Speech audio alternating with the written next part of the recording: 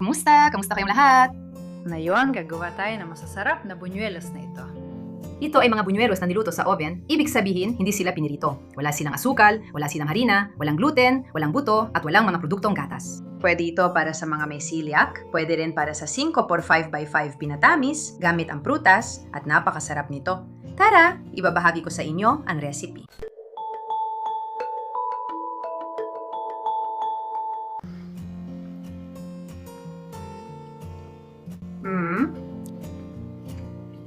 Ang sarap! Ang una nating gagawin para sa recipe na ito ay ibabad ang mga 20 pirasong datils. Ibabad ko sila sa mainit na tubig, ilalagay ko sila sa isang tasa, lalagyan ng kaunting kumukulong tubig at hahayaan ng sandali para lumambot. 20 datiles ito, nakatumbas ng mga 100 at 20 gramo, kasama na ang buto at lahat. Gagamit tayo ng 3 hinog na saging. Yung mga saging na hindi na gusto kainin, perfect para sa recipe na to.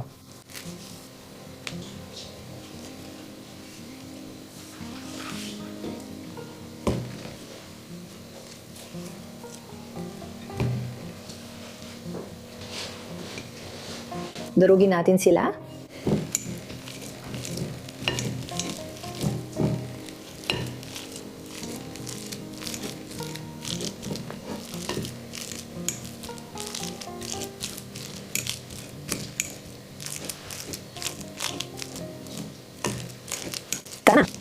Tara na, magbantag tayo ng 3 itlog.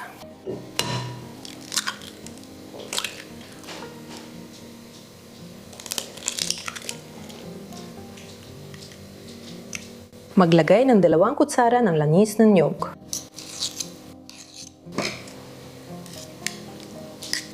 Kaunting vanilya o isang malaking kutsara ng extract ng vanilya. Ngayon, oras na para idagdag ang mga datils. Binabad ko sila sa mainit na tubig.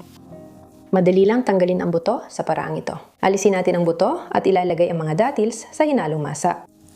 Karaniwan, kapag gumagawa ako ng ganitong recipe at gumagamit ng datils, iniiwan ko silang magdamag, imbes na lagyan agad ng mainit na tubig para mas mabilis, para mapakinabangan ko rin ang tubig.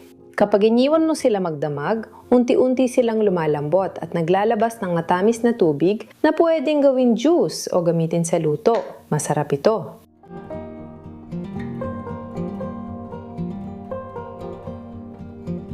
Sige, nilalagay ko lang dito para makita ninyo kung paano gaya dati. Ngayon, ilalagay natin ito sa blender.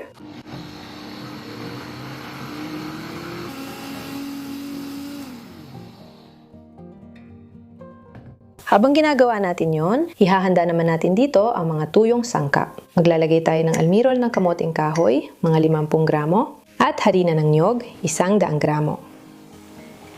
Isang kurot ng asin, kalahating kutsarita ng baking soda, 1 kutsarita ng baking powder, kalahating kutsarita ng kanela. Haluin lang natin ng kaunti.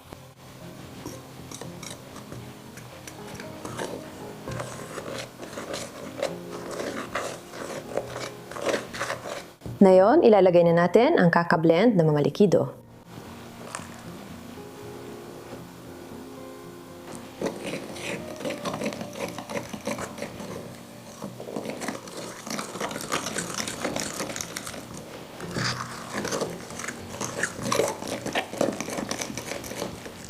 At ang gusto kong gawin para mas maging creamy ito ay batihin gamit ang hand mixer.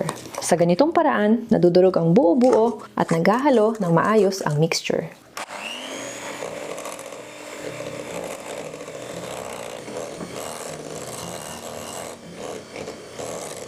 Napansin niyo bang naging airy at magandang resulta? Maglalagay tayo ng kaunti, kung nakikita natin kailangan pa, ng likido mula sa mga datiles na natira, halimbawa kaunting buhos lang, para parang may magic, mas nagiging creamy siya.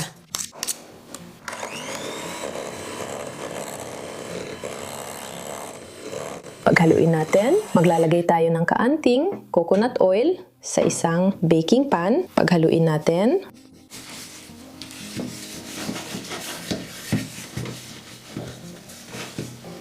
Para gumawa ng buñuelo, kumuha ng masa gamit ang kutsara, hugisin ito ng bahagya gamit ang kamay, at huwag masyadong pisilin para manatiling malambot at esponghado. Gagawin natin ito para maging esponghado. At ayan, tapos na. Kukuha tayo ng masa na kasing laki ng 1 kutsara at doon natin sila bubuuin. Pwede rin nating ihulog na lang diretso ang masa. Pwede niyong subukan na hindi masyadong bigyan ng hugis. Dahil masarap din yon at mas nagiging esponghado pa.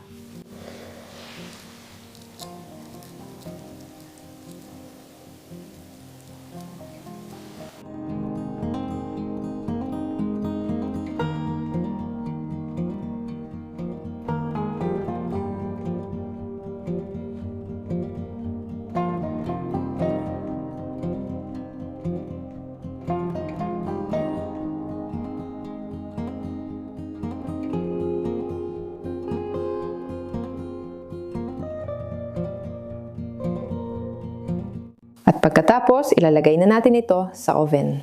Kalahating da. Mga 180 degrees.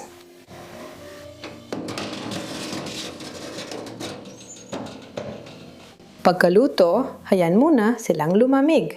Kapag kinain ng mainit-init pa, mapapansin ninyong medyo basa pa sa loob, parang maliliit na bunyuelo. Mas mainam kainin ito agad habang malamig, huwag nang patagalin.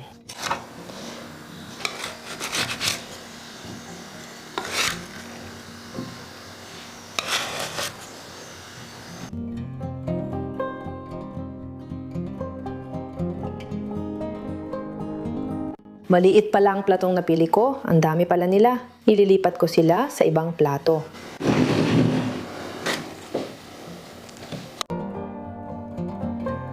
Tingnan nyo kung gaano kaganda, malutong sa labas at malambot sa loob.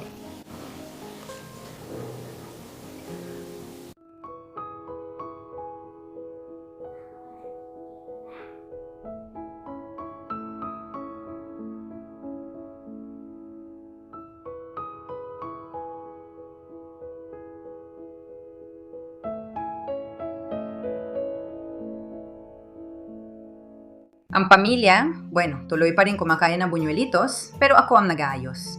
Dito na nagtatapos ang video. Gusto ko kayong batiin at anyayang bisitahin kami sa Facebook at Instagram. Araw-araw, kaming may mga ibinabahagi at gumagawa rin kami ng mas maikling bersyon ng mga video na na-upload na namin, pati na ilang bago. Iniimbitahan namin lahat na unang beses na bumisita sa amin na mag-subscribe sa channel kung gusto ninyo para makatanggap ng mga notifikasyon tuwing may ina-upload kaming bagong video na may mga bagong recipe. Kung nakatulong sa iyo ang video na ito, nagustuhan mo ito at naging kapakipakinabang ito, bigyan mo kami ng thumbs up at i-share ito, i-share sa social media, i-share sa WhatsApp, ay share mo ito sa mga taong pinakamahalaga sa iyo. Sa mga sa tingin mo ay makikinabang sa video na ito at matutulungan mo. Babasahin ko ang mga komento mo. Sobrang mahalaga sa akin na mabasa ang mga komento mo, malaman kung anong tingin mo sa recipe na ito. Tuwang-tuwa ako kapag ginagawa ninyo ang recipe at nakukwento sa akin dahil dito ko nararamdaman ang pagbabahagi ng passion at damdamin. Pinapapala ko sa inyo ang isang malaking halik, isang mahigpit na yakap at hanggang sa susunod na video. Paalam!